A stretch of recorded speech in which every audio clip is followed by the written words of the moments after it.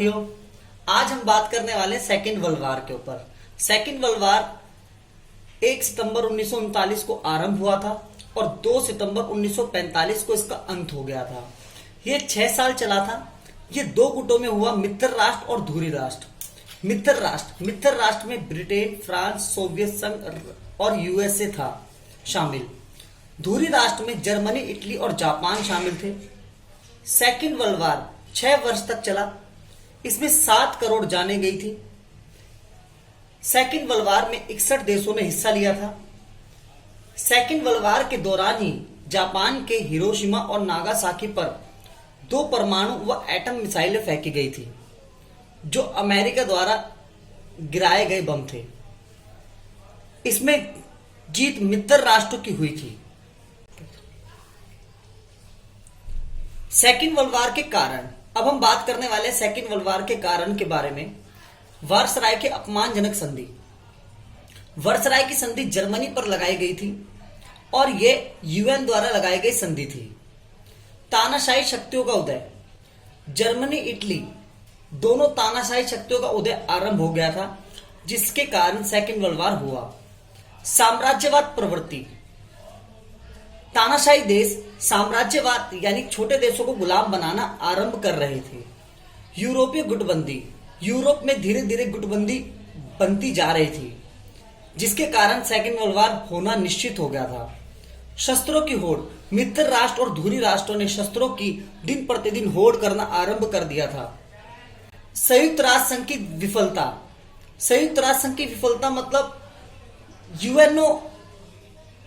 UN जिसे कहते हैं 1919 में बना था।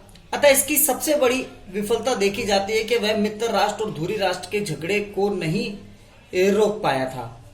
इसीलिए यूएन असफल हुआ। फिर बाद में यूएनओ बना। विश्व आर्थिक मंदी का प्रभाव। विश्व में आर्थिक मंदी बड़ी मात्रा में आ गई थी। कपड़ों का उद्योग पूरी तरह से नष्ट हो चुका था। सोने की कीमत बहुत गिर गई थी, जिसके कारण भूखमरी, बेरोजगारी लोगों में फैल गई और सेकेंड वर्ल्ड वार करना आरंभ हो गया था। अब इसके पढ़ने वाले हम परिणाम। जन धन का भीषण संहार हुआ था। इसमें जनता काफी मरी थी और पैसे का भी ज्यादा नुकसान हुआ था। संपत्तियां नष्ट हो गई थी। औपनिवेशिक युग का अंत, यानी कहने की बात है कि औपनिवेशवाद का अंत हो गया और विश्व के अंदर 2 महाशक्तियां उभरकर सामने आई, सोवियत संघ और अमेरिका।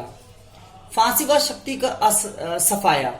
फांसीवाद शक्ति का सफाया हो गया था। इसमें जर्मनी